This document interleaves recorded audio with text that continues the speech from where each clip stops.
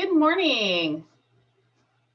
It's my pleasure to welcome, oh, wait a minute. No, it is my pleasure to welcome everyone this morning to a virtual meeting of Kansas City Oasis, streaming on Facebook and also on Zoom. We're so pleased you're joining us today. We feel like here at Kansas City Oasis that the human experience is better when it's shared, and we're so pleased that you've chosen to share it with us this morning. For those of you that are new to our group, we are a secular humanist community where we gather around our 5 values, which are people are more important than beliefs, meaning comes from making a difference, reality is known through reason, be accepting and be accepted, and human hands solve human problems. Presenting today, we have our musical guest, Sapphire Sun, who is joining us, I think for a repeat performance. Corey, we're happy to have you. And our community moment will be Mary Lou Pick, a member of our community, and our guest speaker will be our board president, Niki Aktipis. So we're going to go ahead and kick things off with a musical performance from Sapphire Sun. He describes himself as an indie folk solo artist. You can find him on all the social medias, his Facebook page, and on Sapphire Sun or at sapphiresun.com. So without any further ado, I'm going to turn it over to Sapphire Sun. Take it away. Thank you, Julie. Appreciate it. Glad to be here. And if anybody's out there that was there, that was a few months ago, it's good to see you all again. Hopefully we'll be able to do this again in person soon. But this first song is called Runaway.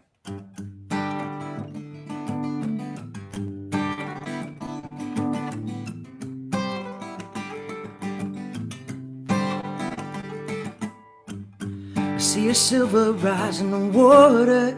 It's reminding me of summer in my homeland, summer in my homeland.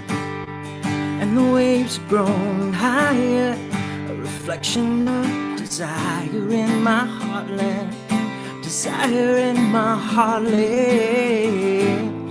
Looking back into my timeline, I feel the weight of all I've been. You made me want to write my own songs. Now it's already been sung. 'Cause I'm a runaway, and I can't run away from you. I found a family that I can call my own.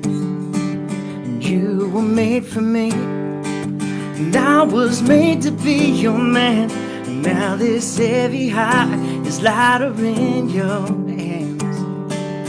I'm a runaway, but the last thing that I do is run away from you.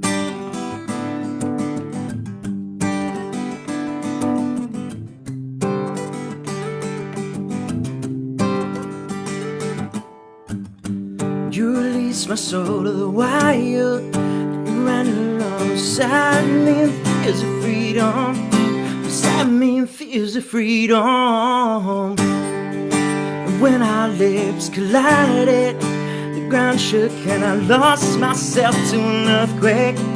I lost myself to an earthquake. And at a crossroad, looking forward, looking back would mean my death. You made me want to write my own songs. Now it's already been sung. 'Cause I'm a runaway, but I keep running into you. I found a melody that I can call my own. And you were made for me, and I was made to be your man. And now this heavy heart is lighter in your hands. I'm a runaway, but the last thing, baby, that I do is run away from you.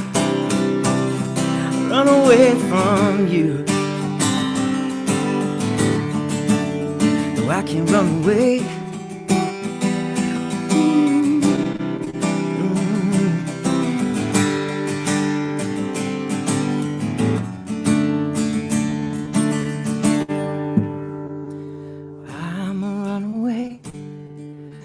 I can't run away from you. I found a family that I can call my own.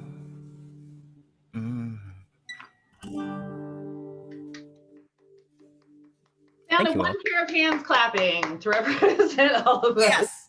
Yes. Thank you. That's awesome. At least it's not like my kids where they just give me a blank stare half the time. What? It's usually either a blank stare, sometimes it's dancing, but usually it's just, Dad, I can't hear what I'm trying to do. Yeah. Tough stuff. All right.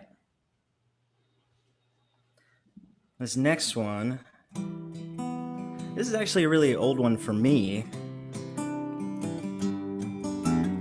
And because I started writing it when I was like 18, and then I finished it when I moved to Nashville. But this is one of my favorites, so I hope you enjoy.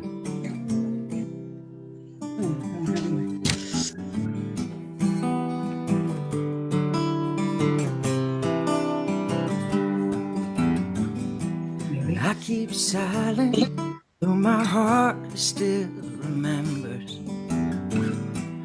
longing for more than just hello. And although you're not here, right beside me tonight, in my dreams you still control me. And I just can't believe the day we met, the spark that overcame all my frets. And I just need to know this one thing to ease my mind.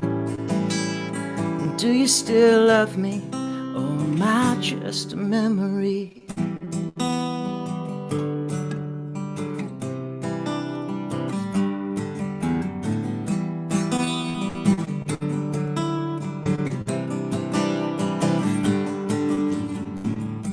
Saw you walking down on Broadway last night. I called your name, no reply.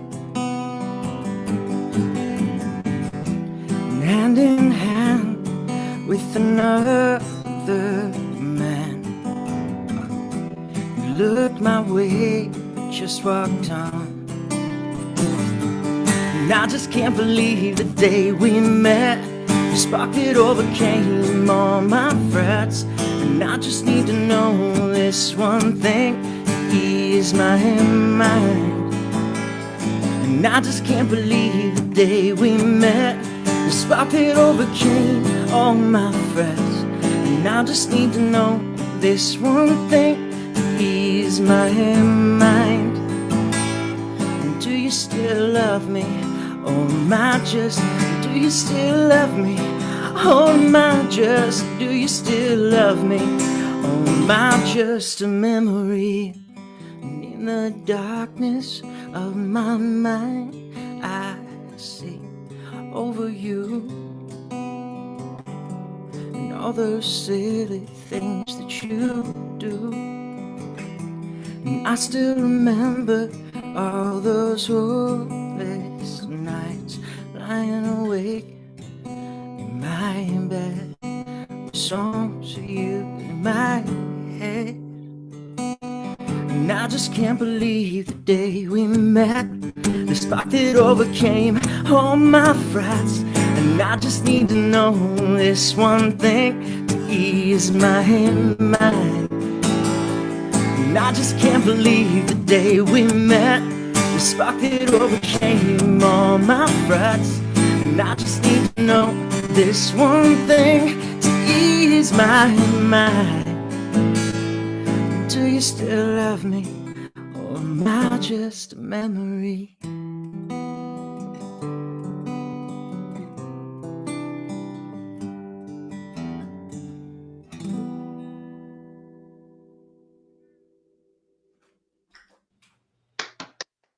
Thank you.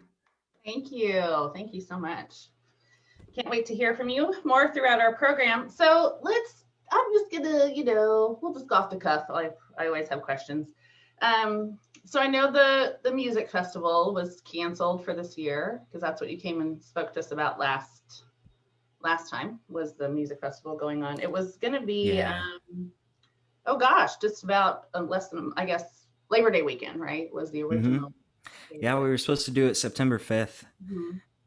And just, everything happened, and we just decided it was going to be best to push it off. And we Yeah. didn't really have the ability to do anything to that level online. So Right. it was a really hard decision, but we decided just to pull everything that we had taken and move it to next year. Yeah. Right. Well, we're really excited, and we hope to, we had talked about last year that maybe we can partner with you guys in some way. It's an awesome event there in Emporia, right? Correct me if I'm wrong. So everybody be on the lookout. We got a year to get ready to go to it. So we'll halfway to everywhere 2021. Halfway to everywhere, right? So we'll likely have you come talk to us about it again before it's time for it next year, and once hopefully the world gets a little bit more back to normal. So thank you so much, and we'll get to hear you again here in just a little bit. Okay, and so now I have just a very few brief announcements to make.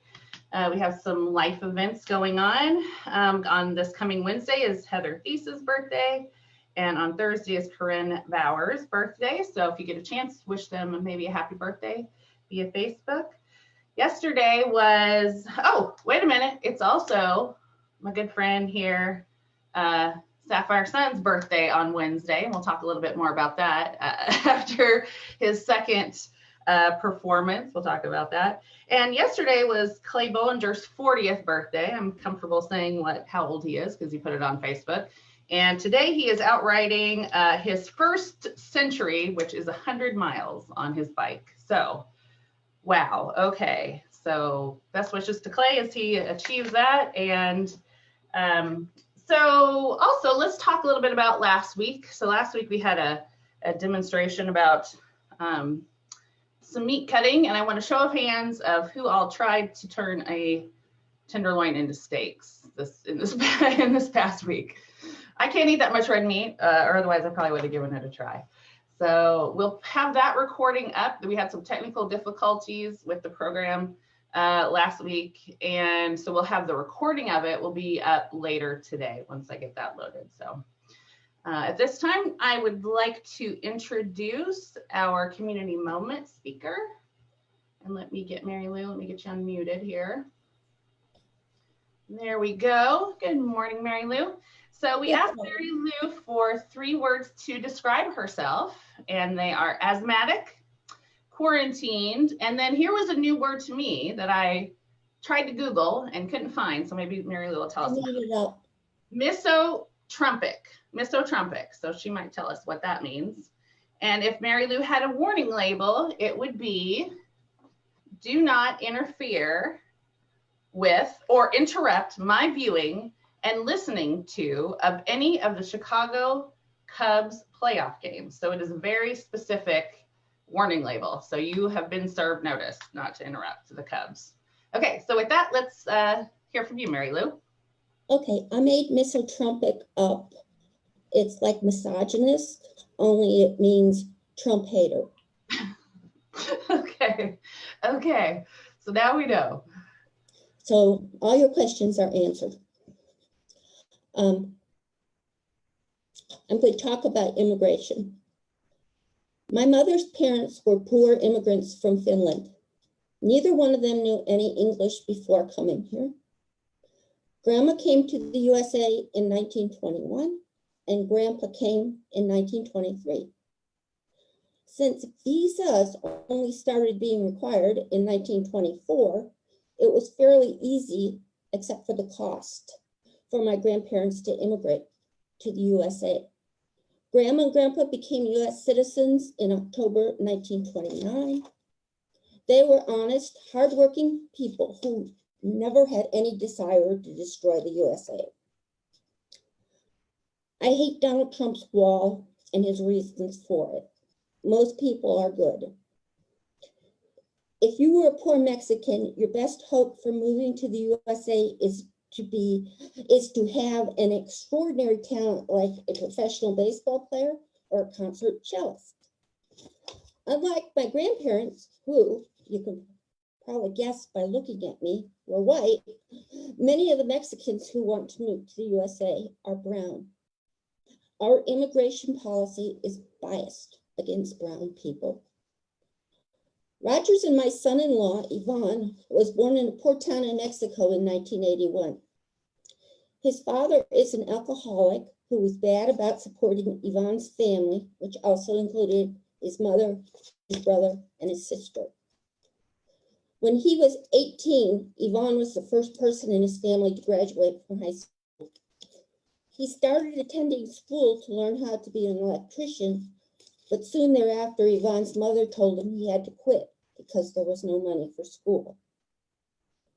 In Ivan's hometown, the people who had such luxuries as concrete floors for their homes were the people who had a relative in the USA. In Ivan's hometown, if you were poor and hungry but wanted to earn money, you had to go to the USA. Entering the USA illegally by crossing the desert is incredibly dangerous, but the people in Ivan's hometown considered it a way of life. Ivan came to the USA in 2000 via the desert route. In 2001, Ivan met our daughter Sarah when they were both working at Boston Market. At first, they had to have a friend translate the notes they wrote each other in Spanish and English. And it turned out they liked each other. Their language skills improved dramatically. They eventually fell in love and were married in 2003. I thought that their marriage was enough to solve Ivan's immigration problem, but the US government does not consider marrying a citizen while you are in a country illegally a sufficient reason to be granted a waiver. Sarah and Ivan moved to St. Paul, Minnesota for 4 years while Sarah attended college. Both of them worked in fast food restaurants. Ivan stopped driving when he could no longer get a valid driver's license because of his immigration status.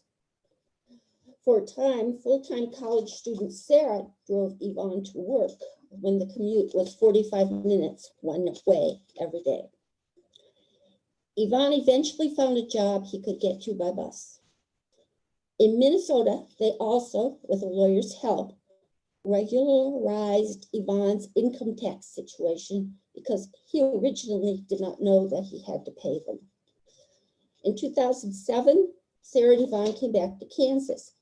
They bought a house and started to live like any other young couple, except Ivan did not dare to have any interaction with the police. In early 2008, Sarah became pregnant. Ivan started to work on the process of becoming a legal immigrant.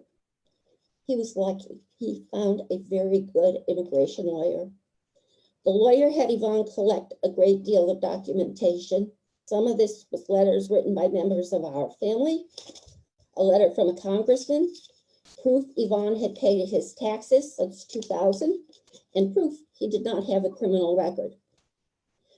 Then Ivan went back to Mexico to get his waiver. If he did not get his waiver, he could not come to the USA legally for 10 years. Ivan took a 3-inch high stack of documentation to Mexico. Sarah, especially, but the rest of us too, worried tremendously when Ivan returned to Mexico. Ivan's lawyer thought Ivan had a good chance of getting the waiver. When Ivan was in Juarez, Mexico, trying to come to the USA legally, he had to stand in line a lot. Ivan's lawyer had warned him that the lighter-skinned Mexicans were more likely to be granted a waiver than the darker-skinned Mexicans like Ivan. When Ivan was in another of the waiting rooms, he saw 2 clerks looking at him and heard them discussing that he did not speak English. Ivan ran over to the counter and told the clerks in English they were wrong. Ivan later said their attitude toward him had changed. We are all grateful Ivan got the waiver. The day after Ivan returned home with the waiver for his green card, he obtained his driver's license. Ivan and Sarah's older son was born in 2008. Since a green card is not permanent and Ivan's depended on Sarah being alive, he became a citizen in 2012.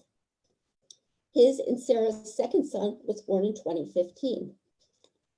While Ivan was working in fast food, he supported his mother and siblings in Mexico. They finally had enough food to eat.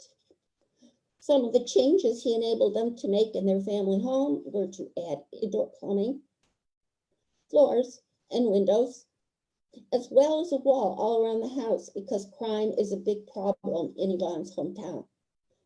Ivan also gave his sister a quinceañera and put both his brother and sister through college.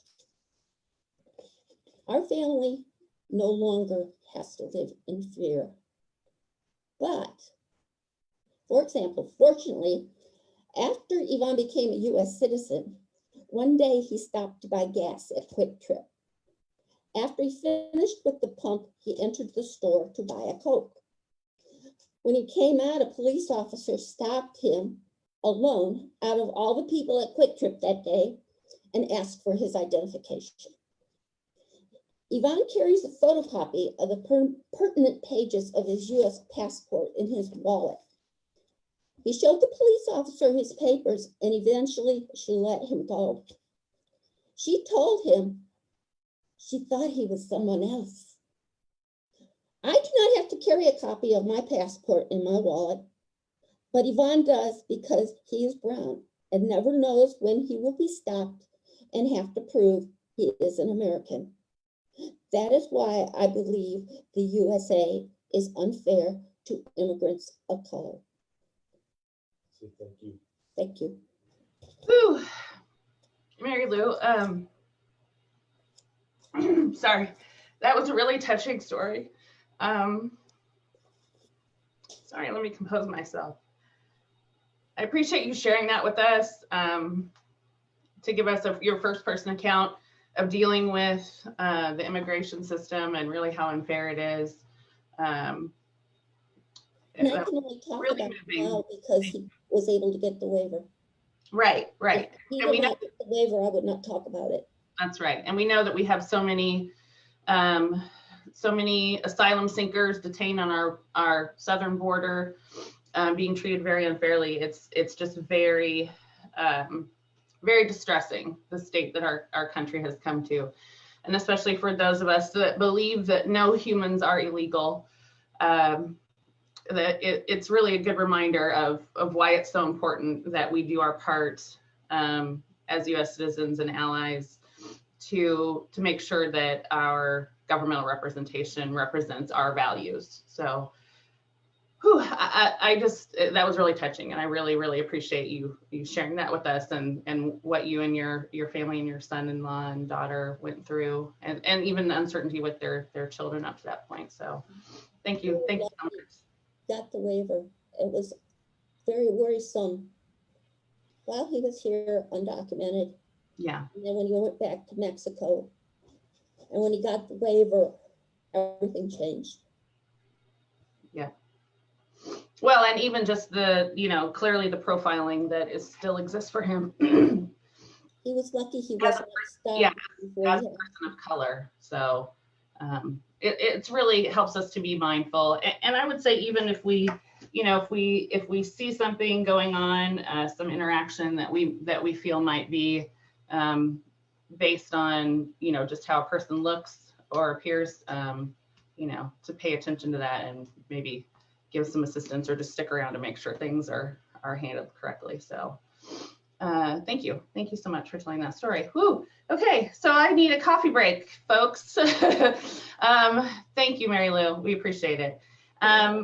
So at this time, we're going to move into our breakout rooms.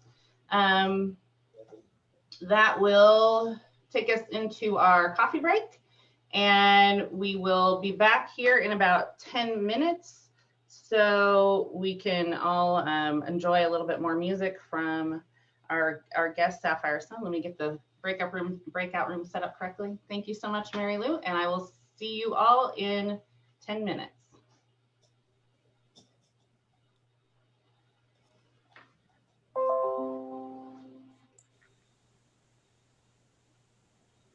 And just a quick reminder, if you stay in the main room, we are still streaming on Facebook Live, so keep your conversations PG if you stay in the main room.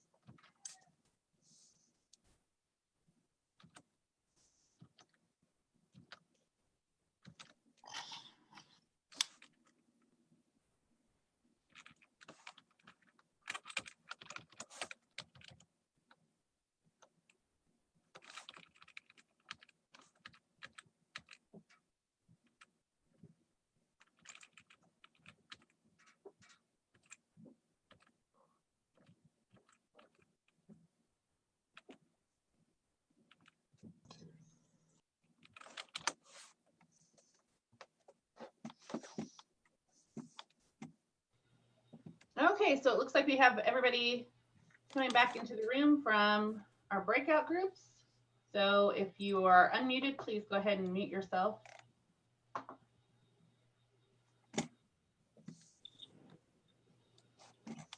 And, nope.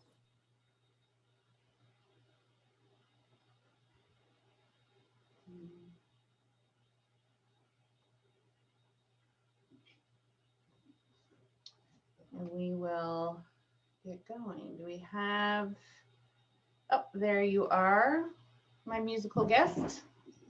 Okay, so at this time, we'll go ahead and reintroduce Sapphire Sun. We're gonna, let me get this pinned real quick. And Corey, if you could talk a little bit about, I read on Facebook that you have an event coming up on your birthday, an online single release, and it sounds like you're gonna have some special guests. So if you could tell us a little bit about what you have coming up on Wednesday. Yeah, so we're releasing a single that we finished last month and just got it back from the mixing and mastering house a couple weeks ago, and I decided that I wanted to release it on my birthday so that nobody was talking about my birthday and talking about the single. But anyway, I wanted to do, like, before all of this happened, I wanted to have an event. So we decided that we were going to have, you know, a few artists and musicians play. I've got a juggler from Lawrence, who also does magic and stuff like that.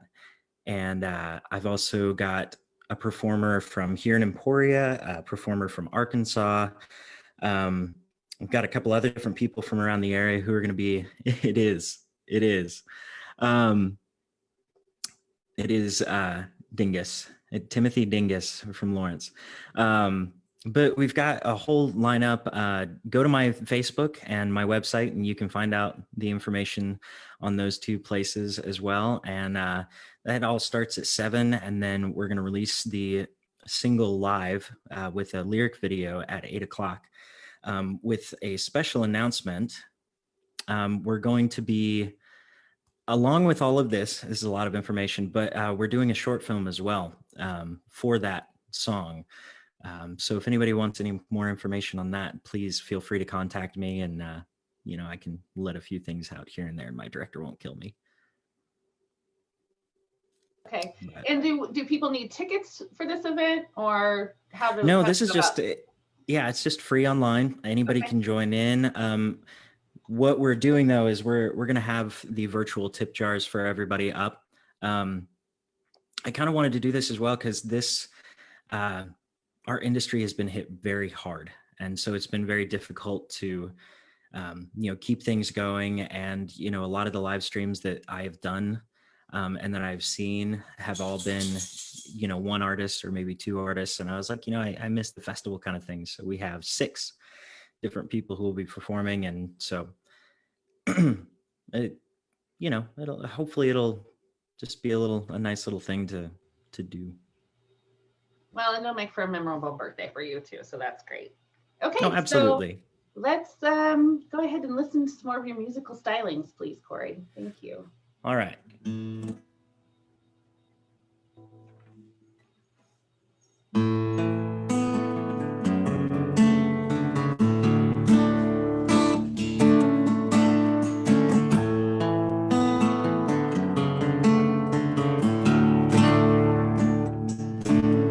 Razor peeps break my cries. For a moment time stops. Sweetness in the air reminds. Precious days so long gone. Memories flood as my soul winds. Jumping in leaves and swinging in trees. Coming at dark, skinned up knees. Lightning bugs caught in a mason jar. Days gone by like shooting stars. Years of my life set to fast forward. Moments lost in my reading mind. Oh, I wouldn't give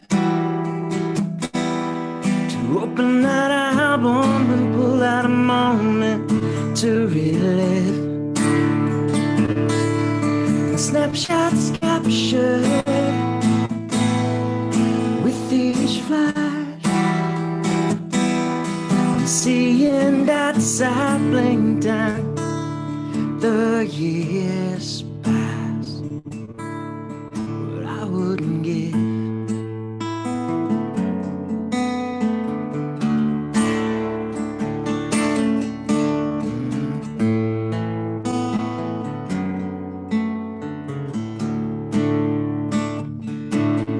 Lots of silence, ease my mind, taking me back to the place where everything was fine. Singing the Judds, with Dad in the park. Days on the water, trips to the beach, learning lessons that my foolish mistakes did teach. Days gone by, now so out of reach. Warm breeze teases my bare skin. Sunbeams fill my weary eyes. Oh, what I wouldn't give to open that album and pull out a moment to relive. And snapshots captured with each flash. And seeing outside blink time, the years pass. So distant are these treasured memories, yet they still fill this empty air. Oh, what I wouldn't give to open that album and pull out a moment to relive.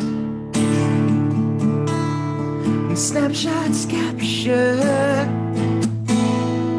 with each flash. And seeing outside blink time, the years pass. But I wouldn't give.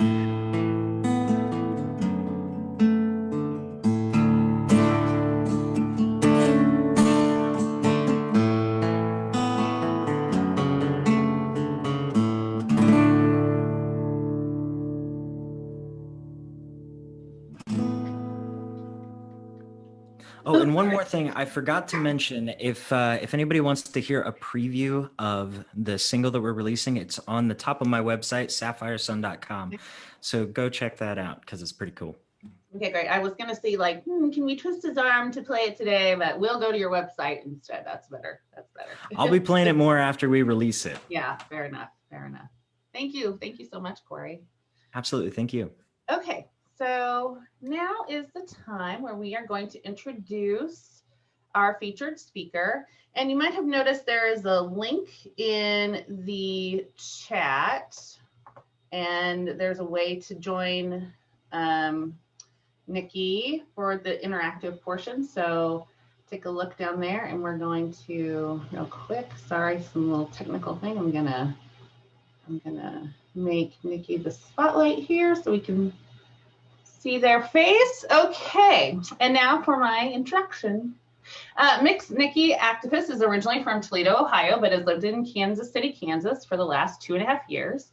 They received their master's degree in conservation biology from the University of Derby and their bachelor's degree in biopsychology from the University of Michigan. They are currently a high school biology teacher for KPS and are the board president of Kansas City Oasis. As a scientist, Niki believes it is their civic duty to also be an educator. Throughout their career as a biologist, they've had the privilege to teach and lead in various roles. For instance, as a former Conservation Corps field crew leader, Niki was able to teach young folks the skills necessary to obtain jobs within the National Forest Service, national parks, and various other federal environmental agencies. Oh dear, my cat. In 2016, Niki concluded, oh dear, I'm sorry, a field season as a research assistant and educational liaison at, I think it means Turtle Station, but my Spanish pronunciation is not great. Estación Las Tortugas, maybe, in Costa Rica, where they assisted in conservation efforts to protect nesting sea turtles, along with providing international and local visitors an educational experience. So Mix Aktipis will take us through a presentation about the scientific method and how we can and should utilize it in our everyday lives, not just in the classroom or when we're doing experiments. So without any further ado, it's my pleasure to welcome our very own Niki Aktipis. Thank you, Julie. And yes, you pronounced that correctly. It is Estación Las Tortugas, which means the turtle station in English. So I am going to share my screen right now, and I see some of you folks have already joined, and I guess I shouldn't show who joined because I'm not trying to shame anybody. If you are having trouble getting on our lovely Nearpod, which I'm going to share into the chat one more time, that is okay. You can type your answers into the chat because I will have some questions for all of you.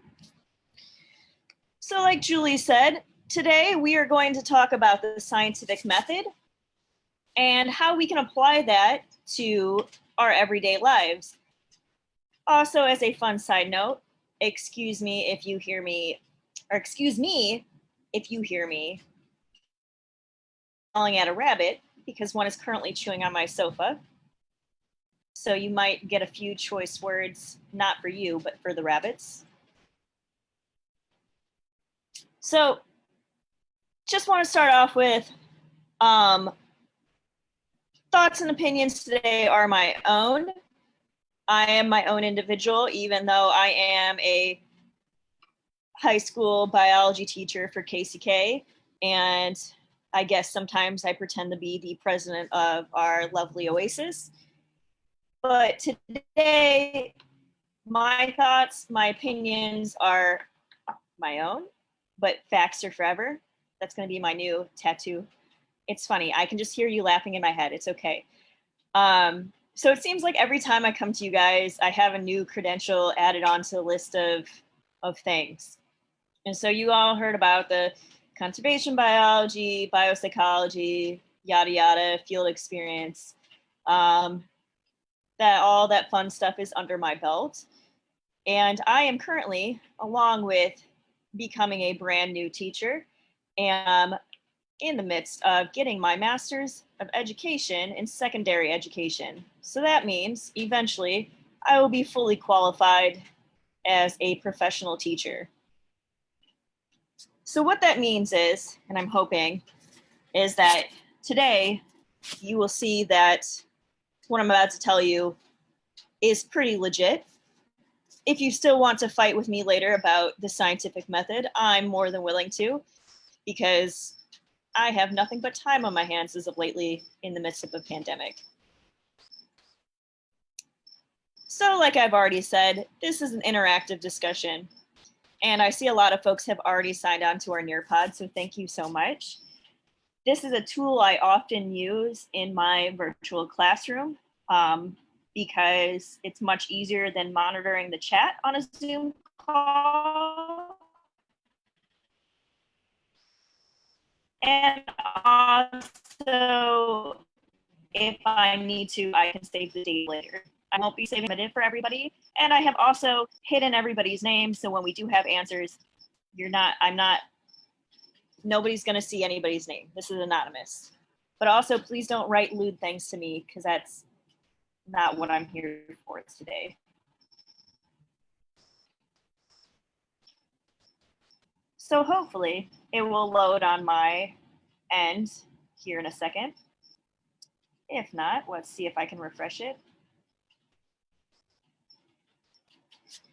So as we are waiting for this to load, and hopefully it will do so.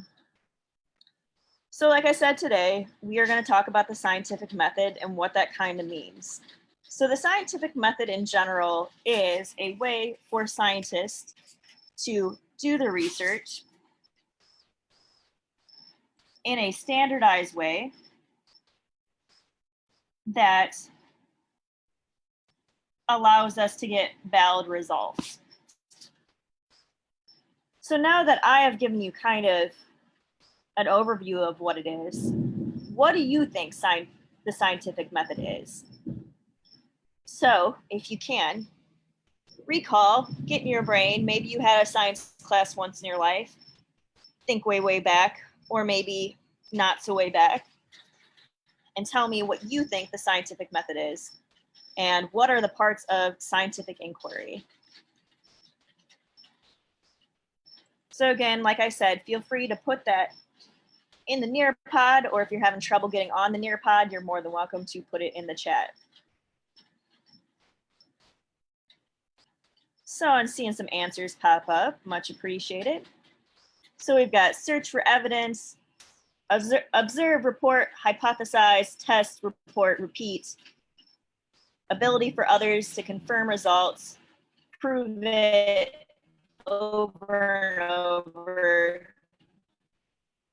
So since it's already popped up, I'm going to be a stickler about the word prove, because in science, you can never prove anything. You can just have data that strongly supports one way or the other. Prove is not in the science vocabulary. So I'm seeing some peer-reviewed scientific hypotheses. All right. All right, so it seems like a lot of folks have a good grasp of this already, which is good. And I'm sorry for the person who put proved. Not trying to chastise you, just letting you know that prove is not a word that we should be using in science. So I saw a lot of folks put the word repeat in their answers, and that is correct. So for a scientist, the scientific method looks more of like a circle, which kind of can be confusing at times, because where do you start in this circle, right? So we've got observations, questions, hypotheses, experiment, analyze, and conclusion. And it all goes around and around in a circle.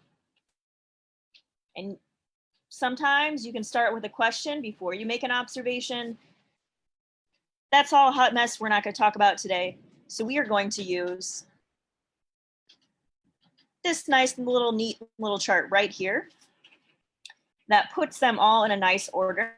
From first you make an observation, then you formulate a question that turns into a hypothesis, and you test that hypothesis through an experiment, you analyze the results, and then you draw conclusions. And then you start all over again.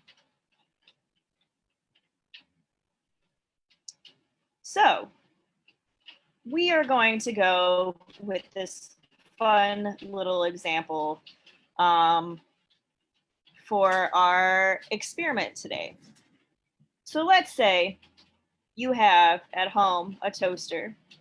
If you don't, think of another appliance that you really, really love and you use all the time. I use my toaster because 1, I love carbs, and 2, I get lazy in the morning. So toast is like the fastest thing I can eat and make when I wake up 10 minutes before work,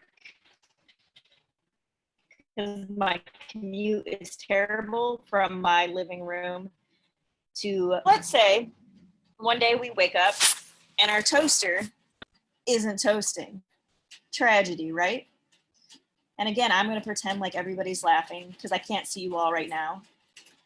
So thank you for that laugh. So our toaster isn't working. And we're like, oh no, how will I eat my toast now? Do I put it in the microwave? Don't do that. Bad things are going to happen. Anyways, so this is what we would call an observation. We've noticed something in the world and we are like, okay, well, here's this thing. such as my toaster, it's not working.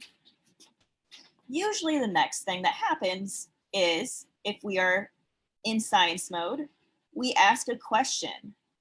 So why did we observe what we did? And we've got our nice little stick figure down here who is like, well, why is my toaster not working? Solid question, right?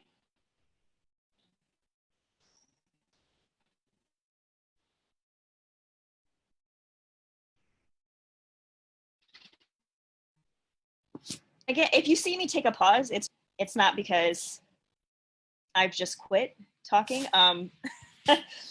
So the next step after observation is formulating a question. It's heavily raining here too, but it would be a lie if I said my internet was good when it wasn't raining.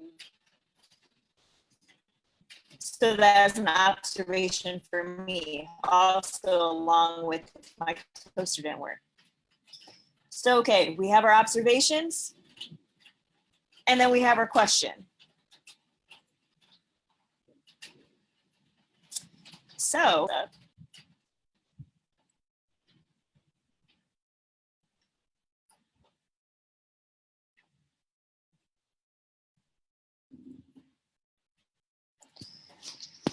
So, why do you think the toaster isn't working?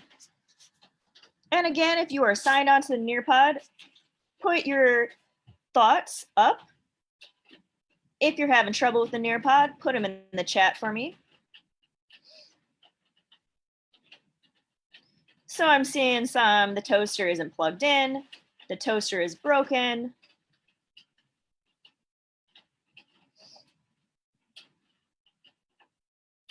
It needs verbal encouragement. That's me every morning. I talk to myself a lot. The electricity is off. It is lightning outside. Power issues. A critter chewed through the cord. That is a very likely scenario in my house. All right. So you all have some very good thoughts on why our toaster might not be working. So let's see what our next step is. I'm just going to keep hitting refresh because that seems to be doing the trick. So you all have come up with these reasons about why our toaster might not be working. And coming up with these reasons often leads us to creating a hypothesis. So I saw a lot of good hypotheses happening back in that last slide. My hypothesis is that the outlet is broken. Although I should have gone with a critter chewed through the cord, because like I said, in my house, that is probably the most likely thing that has happened because rabbits are terrible. I love them, but they're terrible. So now that we have our hypothesis, or the first part of our hypothesis, we need to put it in if-then statement. So our if-then statements are also like a prediction. If I plug the toaster into a different outlet, then it will toast the bread. So we are going to test in the next step if the outlet is the issue. But right now, we are creating our hypothesis and plugging it into an if-then statement to be able to make it testable.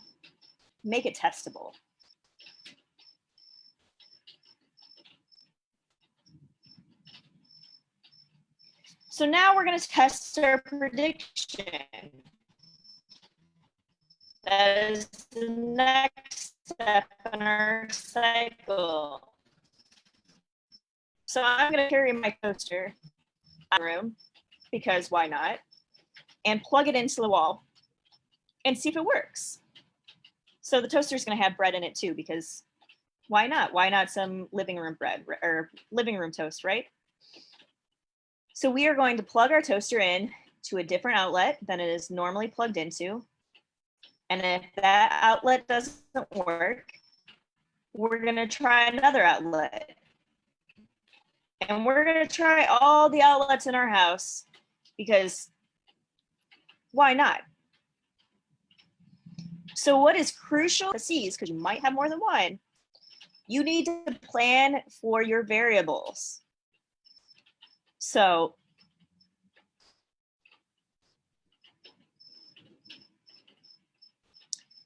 such as the variable, well, did I pay my electric bill this month? Do I have electricity to even have anything work? Stuff like that. And when you are testing a hypothesis, it must be falsifiable. So that means you should be able to test your hypothesis in reverse. You should have an alternative hypothesis. So ours would be, if I plug our toaster into a different outlet, it still won't toast. Then it won't toast.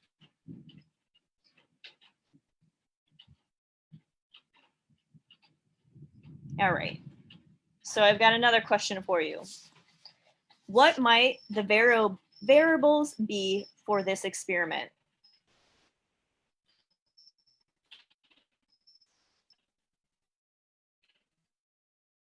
Again, feel free to put them in the Nearpod or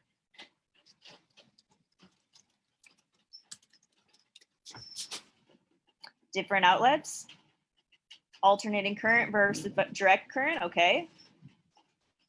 Wattage issue. In my house, it might be a wattage issue too, because this is a fun life fact. I do not have a breaker box. I have a fuse box still, which has been an issue in the past for me when I'm trying to watch TV and do my laundry. My apartment does not like that. So for me, that might be an issue.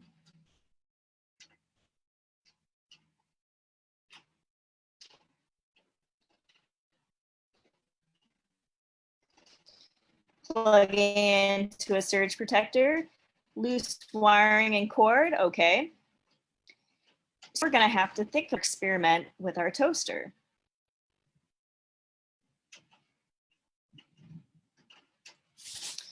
So as with any good hypothesis that is testable, you may have evidence that supports your hypothesis, such as we've now taken our toaster into the living room, turned it on, our toast pops up, it is nice and toasted, so yay, our hypothesis has been supported. Or we could potentially have, my bread still won't toast, and our hypothesis is not supported. So after we have our results, we need to interpret them, right? So for it working, we need to now go back and think, well, what is actually wrong with the original outlet? So there is something else going on. It wasn't the toaster's fault. Because another outlet worked perfectly fine. But maybe it is the toaster. So maybe there is a broken wire in the toaster. Maybe the coils are damaged. Maybe a rabbit chewed through part of it. Who knows, right? So we're going to have to go back to the drawing board for that and figure out more variables and way to test it. And the same with our first hypothesis, because now we just have a broken outlet. And you're right, Rob, it probably was a rabbit. It's often why my phone doesn't charge.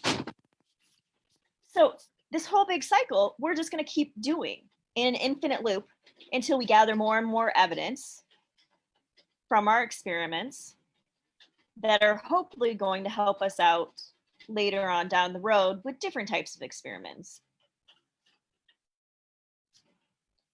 And I think I have another question. Nope.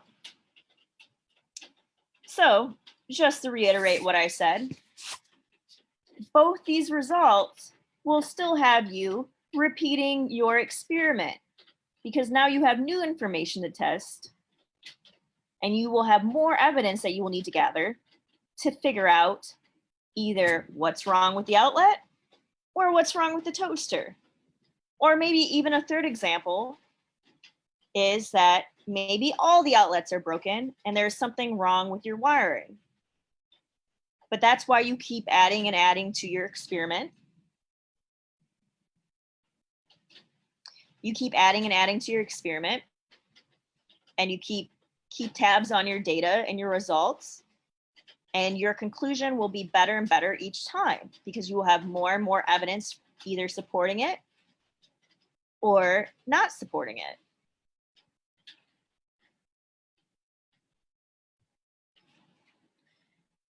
So after that long-winded, very simple explanation of the scientific method,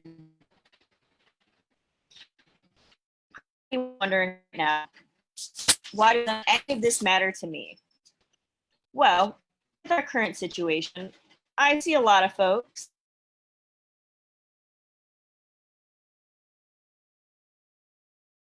research that's being done on the novel coronavirus and other viruses that we knew of before this one. And I'm going to be honest with you, a lot of the stuff that you see on social media or in the news that you are having discussions with isn't going to tell you the whole story, right? Because oftentimes news outlets are trying to get a catchy headline. So when we are engaging with news articles about science, make sure you are checking the original scientific publications attached to the news source. If the news source does not attach those scientific publications, that is a huge red flag. That is probably because either they really, really misinterpreted the scientific article, or the information altogether they just made up. So a good news source will attach the original scientific data to it, whether that is through a link or the organization that they got it from, or give you the scientists involved, because that makes it credible. Because right, news outlets are very well known for pulling out catchy things from science. And that, that's fine. It gets people thinking, but make sure that the original data. Secondly, this matters because when you are having conversation about science with others, you need to push them to consider these steps we just talked about. And a lot of times you're going to get people that say, well, I read it X, Y, and Z here and there. And they still might be making a convincing argument.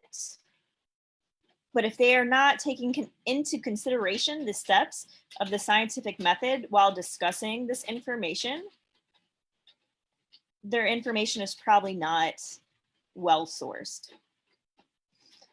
And then lastly, when you are formulating your own claims, consider the sources you are using, and do they have actual data attached to them?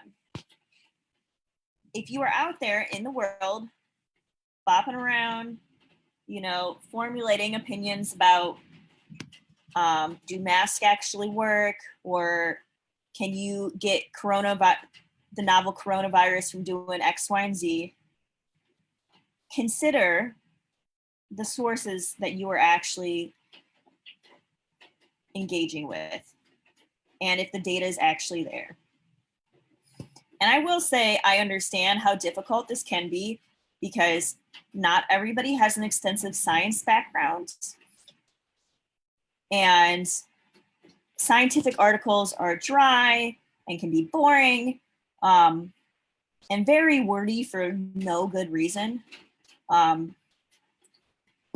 Sorry, I have a fly that is wanting to hang out with me. I get it. It's very difficult to read scientific articles.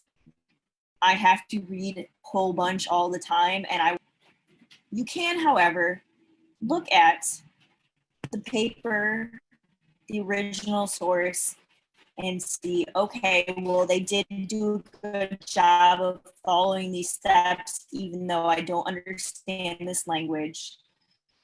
Or maybe they didn't. And you can often find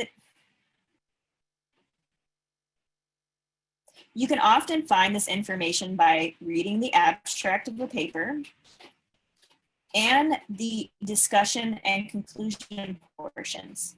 Because good articles in their discussions and conclusions will talk about the validity of their study because of X, Y, and Z confounding variables.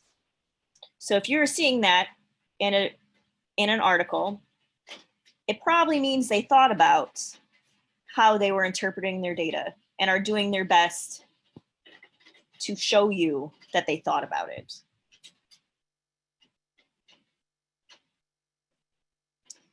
So again, this is anonymous, but I would like to know, now that you've heard my spiel and my plea, will you use the scientific method when you are talking about science?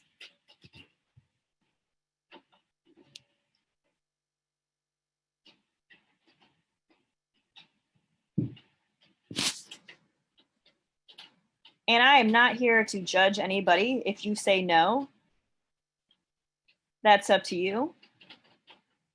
If you say yes, then awesome. JJ is saying no. He's going to use philosophy to solve all the scientific issues.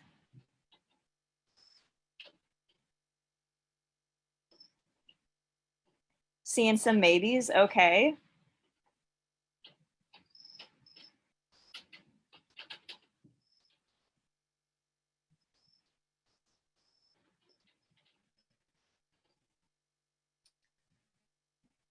So I hope I've made a good case for the scientific method and made it a little bit more accessible to everybody, because I really do understand that it is difficult, especially if this is not what you do every day, all day, to remember these steps. But hopefully now, when you read something that somebody has posted or somebody's telling you, you will consider these steps, because this is how scientists do things.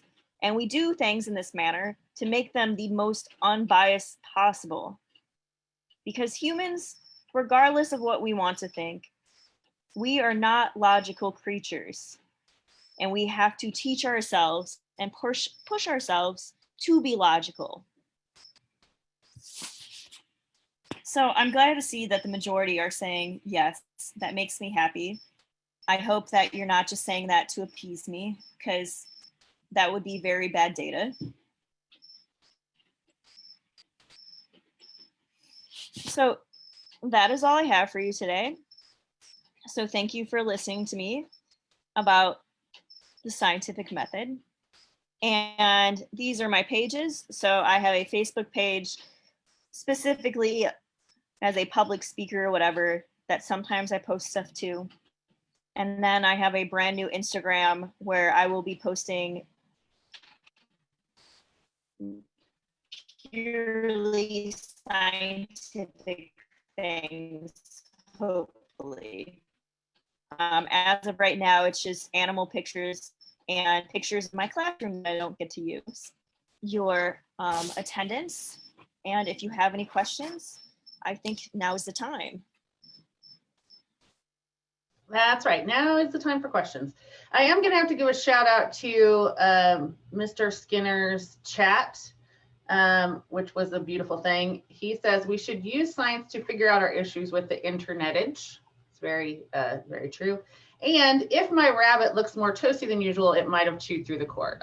So pretty fantastic hypothesis there for why a rabbit would be toasty. Okay, so let's look down. So here. on that note, rabbits are very notorious for eating what is called in the rabbit community spicy hay. And it's kind of a scientific mystery about why they don't barbecue themselves every time. But they seem to get a thrill from it. So you take that as you will. Okay, so there's a couple questions you can see there. Do you have a preference on the views of any particular philosopher of science? That is an excellent question.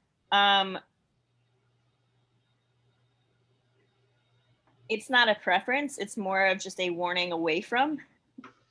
So in the field of psychology, people still really like to talk about Sigmund Freud as being valid. And I'm here to tell everybody Sigmund Freud is not a valid scholar in psychology anymore. His views have been pushed more towards philosophy. And that is because his work in psychology at the time was very groundbreaking, but the evidence that has been collected for said what it had to say. So his methods are more on the philosophical end nowadays. Okay. Oh, and then, yeah, you responded in the chat about potentially we can do a kids science day in the future. So we'll be on the lookout for that.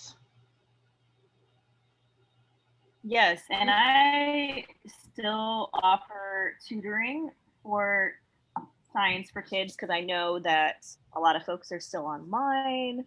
All of my classes are online, but that time is kind of limited. So if that was something people were looking for their kids, feel free to reach out to me. It's probably going to be mostly weekends because during the weekdays I do my classes and then cry and nap after school because I love my kids dearly, but I spend a lot of my day fighting with them about how to log on to Zoom. Oh, okay. Here's another one from Mr. Skinner. Are spicy hay eaters, I'm going to translate here, more or less likely to pass on their DNA? That is a good question. None of my spicy hay eaters have ever been able to have children because that would be terrible. Rabbits are terrible pets. They're beautiful, but if you're not ready for them, don't ever have them. So I don't know. Maybe that's an experiment that I will have to do if I ever get the chance. Maybe not in my house though. Yeah, when you have some outside room for spicy hay eaters to see if they can go the distance. Okay. All right. So with that, we will offer you our appreciation very much. Thank you, Niki, for your presentation and for giving us some food for thought regarding how we approach what people present to us as facts and kind of look at that from a more scientific approach instead of just taking things at face value, because we know there's a lot of information and misinformation in the world right now. So we appreciate that.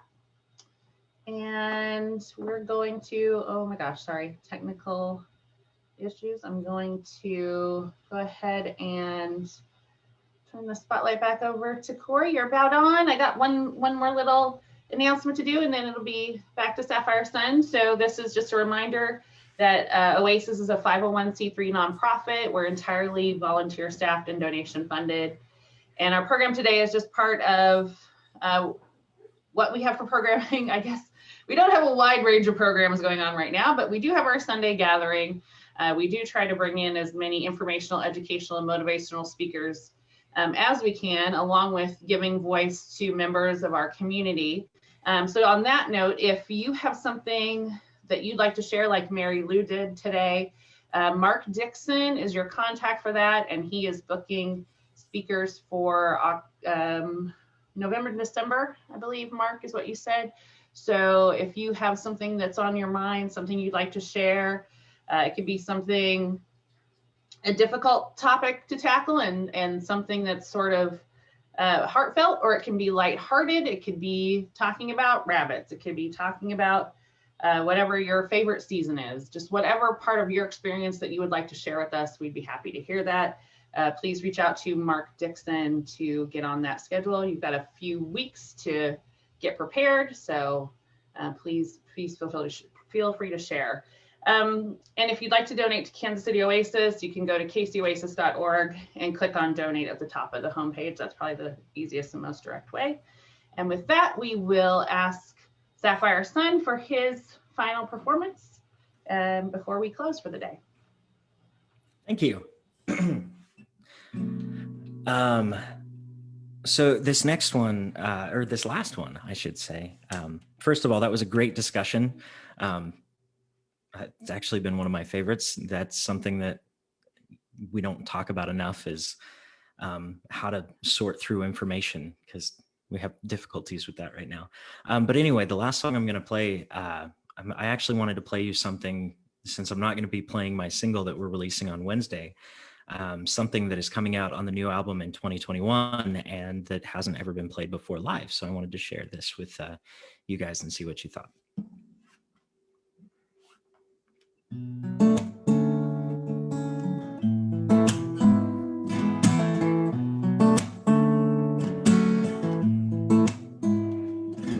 I was sitting on your front porch, cigarette in hand, and I was crying out for my soul to heal me. You were sleeping in your bedroom, completely unaware that I was burning down, couldn't see past today. I hate the way that we let our days go to waste. Can't stand the feeling that you can't even look at my face. Can we forget about the problems in our heads tonight? And can we pretend that this just might be our last night, in case I don't get one more day together with you? Together with you, yeah. Now I know that I'm not perfect, and I try to understand when you need space, not a place to lay your head. So excuse me if I'm forward, but the way that you stand out from a crowd, shout aloud, can't keep my hands to myself. And I love the way that your hair is always in a mess. I'm so impatient, I can't wait to get you out of that dress. Can we forget about the problems in our heads tonight? And can we pretend that this just might be our last night, in case I don't get one more day? Hey, hey, oh.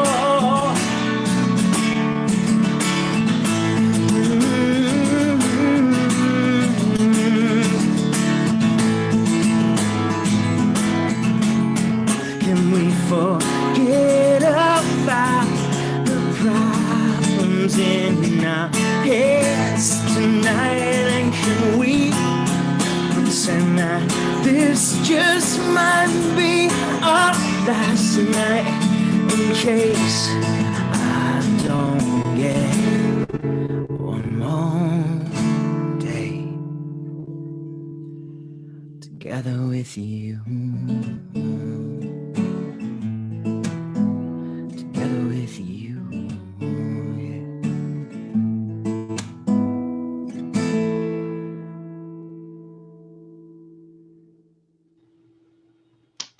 Thank you, everybody. I appreciate being able to come back, and hopefully we can do this again soon. Yes, we would love to have you anytime you're available. I'll speak for JJ. Sorry, JJ. Yeah, but once we're back in person, we hope you'll join us again, and keep us Absolutely. posted. Yeah, keep us posted on what's happening next summer with the festival there in Emporia. So that'll be awesome. Oh, for sure. We've got a lot of fun things coming up, and it's going to be a great, I think the end of the year is going to be great. I think a lot of people have been working towards some fun things, and I think next year is going to be the best year ever. Yeah, I'm with you. Let's stay cautiously optimistic. Next year is the best year ever. Yep. Okay, thank you so much, and thank you all for joining us. I got just a couple more announcements. We have going on throughout the week coffee talks at 7:30 a.m. every morning, and on Wednesday evenings at 8 p.m. for now on this same Zoom meeting. So if you have this link, then that's where you can go to meet up with some fellow OASINs throughout the week. Also, our community groups have started back up. If you are not part of a community group as of yet, then again, we can reach out to Mark Dixon or probably any of the board members to make sure that you're aligned with a community group for different days and times throughout the week, and we'll make sure that you can be put in contact with that. So with that, I'll just thank all of our presenters, Sapphire Sun, Mary Lou Pick, Niki Aktipis, and thank all of you for joining us, for being here, and we'll look forward to our programming the same time next week. And with that, I'm Julie Samuel Westman, and it's been my pleasure to be your host this morning. So we'll see you all soon. Thank you.